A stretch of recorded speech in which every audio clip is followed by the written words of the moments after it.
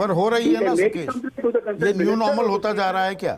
और यहाँ पर एक पार्टी विशेष की बात नहीं है, सब पार्टियां जो जहां पर जिसकी सत्ता है वो हाथ साफ करने से बिल्कुल गुरेज नहीं करते।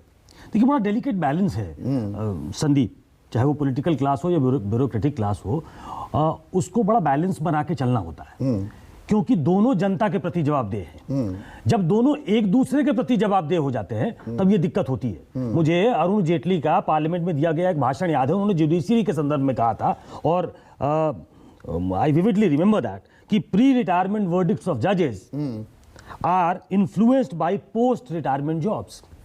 ये उन्होंने जुडिशरी के बारे में कहा था।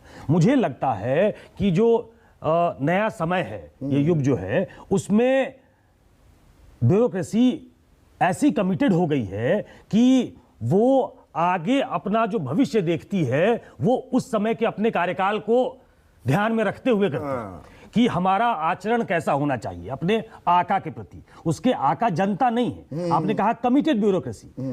ब्यूरोक्रेसी बाय लार्ज अगर आप देखेंगे तो वो कॉम्प्रोमाइज ज्यादा लगती है, वो प्रेशर में ज्यादा लगती है। नेताओं को लगता है कि हमें तो 5 साल के बाद इम्तिहान देना है, इन्होंने तो एक इम्तिहान पास किया है और 30-35 साल ये नौकरी करेंगे। तो ये बड़ा थिन लाइन है मतलब जज करने के लिए कि कौन सही है। लेकिन क्या हम भाषा की मर्यादा नहीं रखेंगे? क्या हम उससे वो एक्सपेक्ट करेंगे जो इन अकॉर्डेंस विथ लॉ है, या फिर वो एक्सपेक्ट करेंगे कि अगर आप at the helm of affairs हैं तो आपकी लाइन टो की जाए? तो ऐसे में मुझे अच्छे से याद है, अगर ढंग का कोई ब्यूरोक्रेट हो, मैंने किताब पढ़ी TSR सुब्रमण्यम की, वो कैबिनेट सेक्रेटरी हुआ करते थे, जर्नी थ्रू नेतालैंड एंड बाबू डाउन। उन्होंने लिखा, और मैं कोट कर रहा हूं उनको, कि देवेगौड़ा प्राइम मिनिस्टर बने, अब वो राजनीतिक व्यक्ति थे, तो उन्होंने एक दिन कैबिनेट सेक्रेटरी को बुलाया, वो गए, उन्होंने कहा कि देखो ऐसा है कि मुझे जनता के बीच रहना है, पॉलिटिकल कार्यकर्ता आएंगे, हमारे घर के लोग भी आएंगे, और वो तुमसे मेरे सामने कुछ फेवर मांगेंगे, और हो सकता है मैं कुछ ना कहूं, तो मेरी चुप्पी को मेरी सहमति मत समझना। और उन्होंने आगे लिखा है कि एक बार भी उन्होंने मुझे ऐसा कुछ कहने के लिए उन्होंने लिखा है कि जिस कुर्सी पे मैं बैठा हूं आज, उस पे कभी पंडित नेहरू बैठा करते थे, बहुत रिस्पॉन्सिबल चेयर है।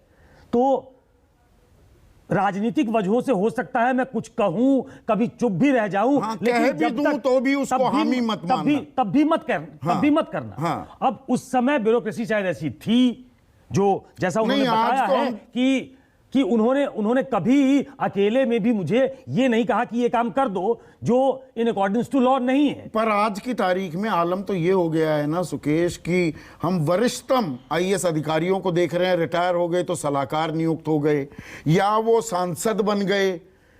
जिस सरकार के खिलाफ आप पॉलिसीज, जिस पार्टी विपक्ष में होते हुए आप दूसरों के लिए पॉलिसीज बना रहे थे, उस पार्टी में चले गए, सांसद भी बन गए, मंत्री भी बन गए, या पोस्ट रिटायरमेंट बेनिफिट्स की जो आप बात कर रहे थे अरुण जेटली का, उसकी तरफ निगाहें ज्यादा रहने लग गई हैं क्या? आप पुराना अगर निकाल के देख लें, एक अगर तुलनात्मक अध्ययन कर लें, तो आज की तारीख में ब्यूरोक्रेसी से निकलने वाले लोग समय अवधि के पहले वो बहुत ज्यादा है, वो इन्फ्लुएंस्ड हैं। वो इन्फ्लुएंस्ड है कि हम इस पार्टी की नीतियों से एक तरीके से सहमत है और उसी पार्टी को ज्वाइन करके वो चुनाव लड़ना चाहते हैं, जनता के बीच जाना चाहते हैं। तो ये एक तरीके से वही एक ऐसी एक खाई पैदा हो जाती है जनता और उनके बीच में, committed to your political masters, not to the common man. Political master, आपने कहा कि दे डिजर्व इट, जनता भी सोचती है नहीं, इनको पढ़ी, एसी में बैठे रहते हैं, इनको पढ़ी है, इनको ठीक पढ़ी। हाँ, क्योंकि